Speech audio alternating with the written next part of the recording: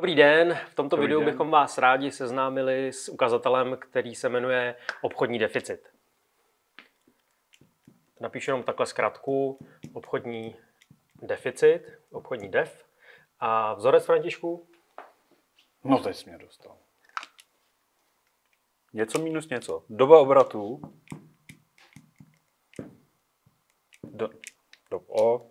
pohledávek minus DO závazků. Tak a doplníme tady, že vždycky krátkodobých pohledávek a krátkodobých závazků. Přičemž, jak spočítáme dobu obratu, doba obratu počítá se velmi snadno. Vždycky si pamatujeme doba obratu čeho, takže když krátkodobých pohledávek, tak výše pohledávek je v čitateli a ve jmenovateli je to snadné tržby lomeno 365. Počítejme vždycky ten rok 365, je to snadnější. Budeme-li porovnávat historickou řadu s nějakým aktuálním období, je asi jedno, jestli to je 366 nebo 365, ale to máme takhle jednodušší. A u závazku je to úplně stejné. Krátkodobé závazky lomeno jednodenní tržby. Tržby lomeno 365. Tak, teďka jak zhodnotíme tento ukazatel? Obchodní deficit, který nám tady se roztýká, je, Františku, dobrý mít ho záporný nebo mít ho kladný? Když se podíváme na složky, z čeho je vzorec spočítaný. Tak samozřejmě doba obratu pohledávek ideálně, aby byla co nejkratší. Doba obratu pohledávek závazků, aby byla co nejdelší. Co nejdelší. A proč? Protože chci mít peníze dřív, než budu někomu platit. Takže si je u sebe. Takže z toho asi vychází, že obchodní deficit je lepší mít. Ideálně záporný. Ideálně záporný, ale co když to bude nejnižší. Co nejnižší. Pojďme dát nějaký příklad. Mně napadá, pojďme se pobavit, já jsem supermarket. Ideální. Jaký asi budu mít výši obchodního deficitu? Jsem-li supermarket, jaké já můžu mít krátkodobé pohledávky vůči mým odběratelům? Tak, vzhledem k tomu, že jsem supermarket, tak ke mně chodí lidi, zaplatí, možná chvilku mi trvá, než dostanu peníze od platebních bran nebo od banky, ale je to otázka jednotek dnů. Takže v zásadě doba obratu bude velmi nízká. Ano. Doba obratu pro krátkodobých pohledávek.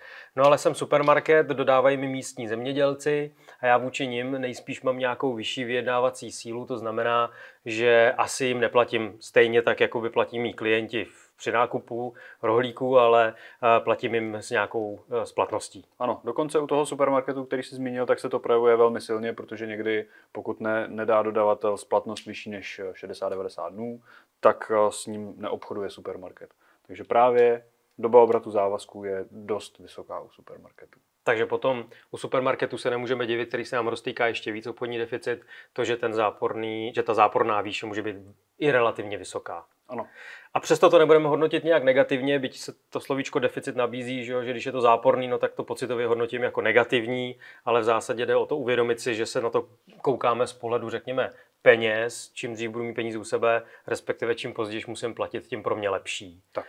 Jak to zhodnotit celkově? Protože obchodní deficit asi se bude měnit právě podle toho, kde jsem v tom dodavatelsko-odběratelském řetězci. My jsme si řekli o tom supermarketu, který je někde, řekněme, ve prostřed, ale před ním je, řekněme, výrobce, pojďme se bavit zemědělec, který dodává místní kvalitní potraviny do místního skvělého supermarketu a ten na konci je ten odběratel, jsme my, kteří si chceme koupit tu produkci. Že jo? Takže asi, když se na to podíváme, kde kdo je, jakou bude mít sílu, tak zrovna ten supermarket třeba tu sílu má asi největší. Dost velkou, ano. Takže asi dokáže se nechat financovat od těch lidí nebo od těch subjektů kolem něho. A teď si řekněme obráceně. Když se budu dívat na potravinářství a dostanu tam jak supermarket, tak zemědělce, tak najednou u zemědělce budu mít vesměs obrácenou pozici. Protože doba obratu pohledávek od toho supermarketu bude velmi dlouhá a třeba u závazku buď to má nízké. Zaměstnance má, že ho musí je platit hned.